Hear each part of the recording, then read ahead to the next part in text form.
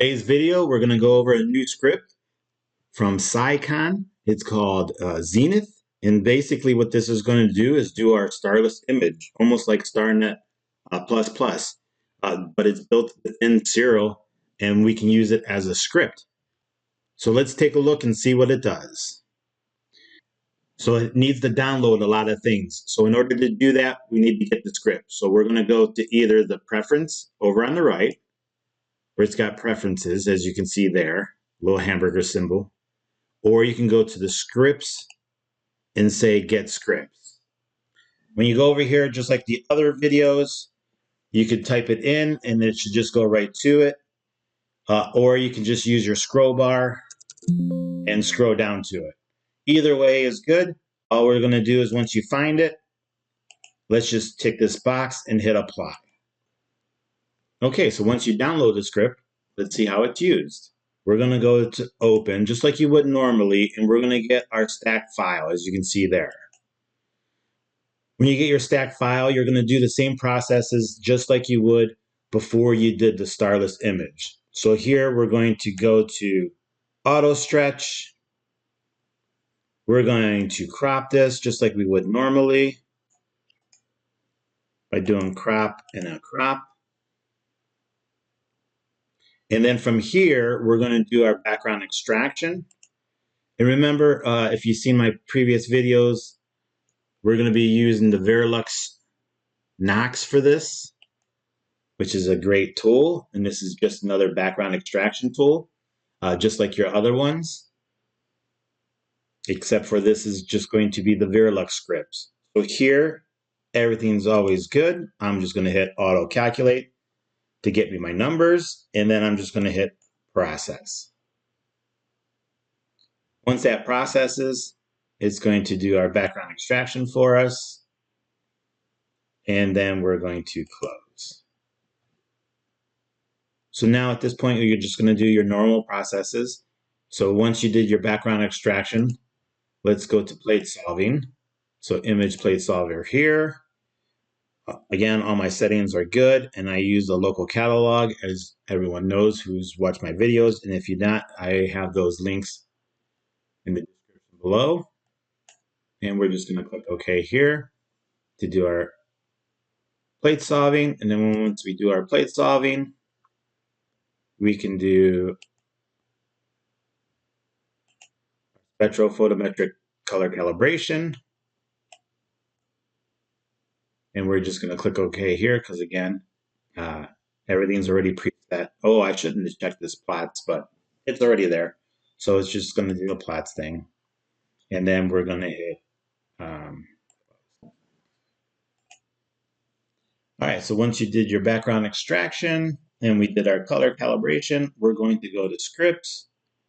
And we're going to go to Python scripts, processing, and then here is our SyQon Starless script.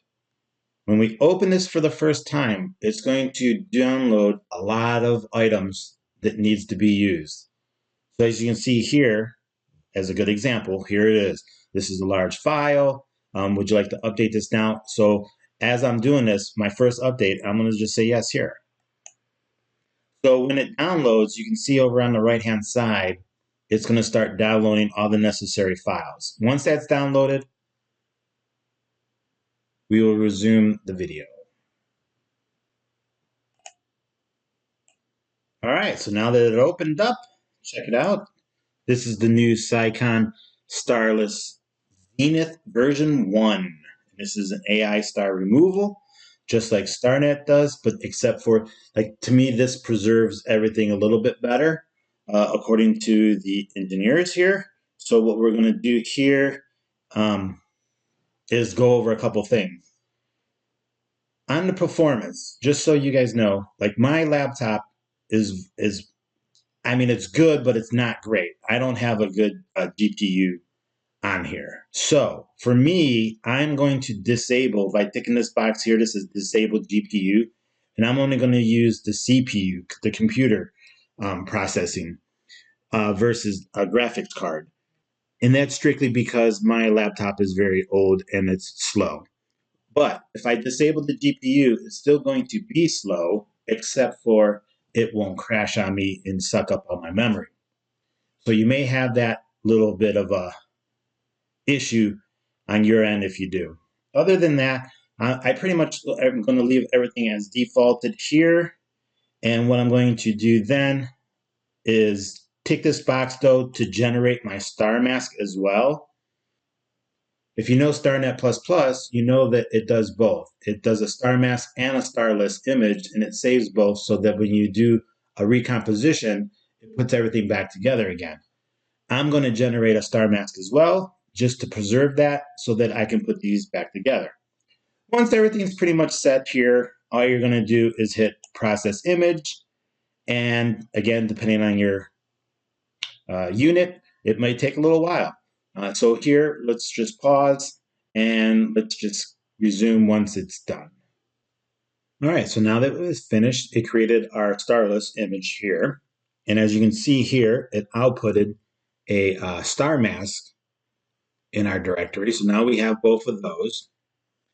And what we're going to do here is, again, this is our starless image. I'm going to open up both through a window so that we can compare this one with StarNet++. So what I did was in Siril, under Utility, we have an image window script. You can download a script by going to Get Scripts, and this allows us to open up images within Siril in different windows. So if I go down to the bottom here, this is our Starless++ image. And then I went and downloaded the SyQon image. And so as you can see here, let's do a scale of fit. Scale of fit. If we look at both of these images, you can see there's less noise in the SyQon image. So if I go into here, look at that. Compared to here, you could see like there's definitely a difference. This one looks like it's a little bit darker here, but again, we could do that by scaling, changing our variables within SyQon if you wanted it to be darker or lighter. But overall, as you can see, let's hit scale of fit again. Look how much more nebulosity I have over here on the left. In this corner, I have way much more nebulosity than I do over here. Other than that, everything else looks okay. So there you go. Those are the differences between the two. To me, it's like a big difference. If we look at these and compare them, you got noise, less noise. Okay, so with that being said, let's get rid of these. All right, so then at this point, now that it's finished and it's completed, if we were to go to our folder, that you can see here are the two files that were saved. This is our star mask, this is our starless, and images and recombine them. So there we go. So now we're back to our starless image. That's SyQon completed. And at this point, you would just go through your normal processing by putting it into linear. You would then do your stretching and then recombine your stars. So there you go. You have a nice image from SyQon Zenith version 1.0, and it's only going to get better from here. So if you like this video, please like and subscribe. It's the only way I can build my channel and I can do more videos like this. Until then, I'll see you on the next video.